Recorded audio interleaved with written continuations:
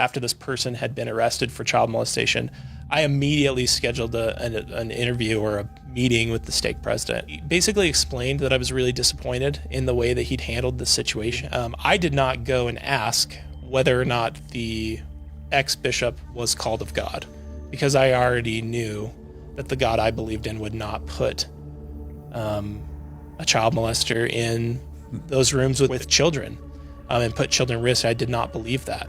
For the past few years, the Mormon Church has been under fire as numerous members of the church have left and are now sharing stories of the horrific abuse they suffered at the hands of their elders, husbands, and the church's leadership. But are these reports made up? Are these instances of abuse an attempt to defame the Church of Jesus Christ of Latter-day Saints? Is the Mormon Church a cult parading as a denomination of the Christian Church? These are all fantastic questions. In today's video, we are going to attempt to answer all those questions and then some. Stick around until the end because you will want to see exactly what not only I think, but what the cold, hard evidence proves about the Mormon Church. Let's begin our deep dive.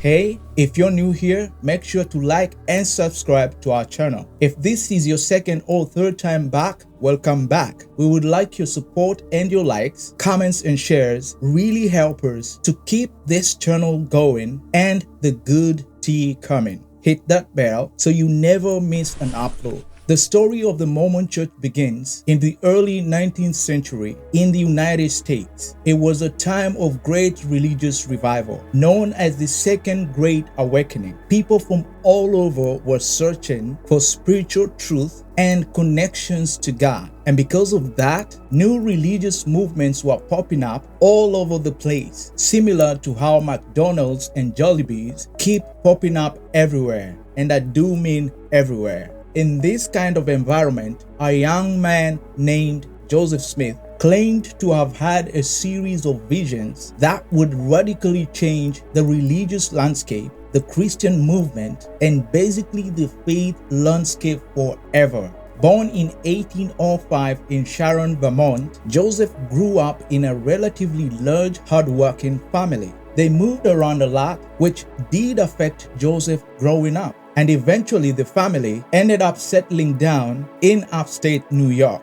Joseph's journey began when he was just 14 years old. According to his account, in 1820, he went into some woods near his house to pray and ask God which church he should join. In what is known as the first vision, he said he saw God the Father and Jesus Christ, who told him not to join any existing church because they were all completely wrong. Side note, I must say that there have been numerous reports by ex-Mormons that the entire story of the first vision was later added to Joseph Smith's original story to make him look better. It has also been said that Smith lied about a great deal of his story. During a recent fireside, a brother Dirkmat of the Joseph Smith Papers tried to answer a few questions concerning the first vision. While I am not a historian, I have done a lot of research concerning the first vision, and I wanted to weigh in on this subject. You won't find historians who will say things like, well, because Joseph Smith told the story more than once, he obviously was just making it up. You'll find someone on YouTube who will say that, but you won't find a non-Latter-day Saint historian doing religious studies is not going to say the fact that Joseph talked about this vision that he had multiple times and the fact that he didn't say the exact same words every time proves he's making it up. You'll find someone on a TikTok saying that, but you won't find someone in a university saying that. Nobody cares that Joseph Smith gave 4 accounts of his first vision. That he told it 4 times is not the problem. The problem is that the accounts are late, they contradict themselves, and they contradict the historical record. So let's go over the historical record versus what Joseph Smith said. Joseph says that 5 of his family members joined the Presbyterian Church before his first vision took place. History actually tells us that they joined in 1824, after Alvin died at the end of 1823. This would push the vision to sometime in 1824 or after, making Joseph Smith 18 years old. William Smith, Joseph's brother, references Reverend Stockton and Reverend Lane as being part of the Palmyra revivals that spurred Joseph Smith's first vision. Neither of these men were stationed in Palmyra until 1824. It was Reverend Stockton that condemned Alvin to hell and that spurred his family to join the Presbyterian Church. And it was Reverend Lane who pointed Joseph to James 1:5, which also spurred the first vision. Additionally, I find no evidence that there were any revivals in Palmyra in 1820. Joseph Smith was strictly instructed, in at least one of the accounts, not to join any of the other religions. In the summer of 1828, Joseph Smith sought membership in the Methodist Sunday School. In one of the accounts, Joseph Smith says he was heavily persecuted for sharing his first vision. There is no historical evidence during this time, or at any point in his life, that he was persecuted for seeing God in Jesus. In the Book of Commandments, and the Articles and Covenants, and in the 1830 edition of the Book of Mormon, Jesus is God. And in all of the lectures of faith, in the Doctrine and Covenants, Jesus Christ has a body of flesh and bones, and God is a personage of spirit. The 1838 account of the first vision is the only one that explicitly says that Joseph Smith saw Jesus Christ and God the Father. According to him at that time, they both have bodies of flesh and bones. So, Brother Dirkmatt, it's not that there are 4 accounts of the first vision. It's that those 4 accounts contradict history.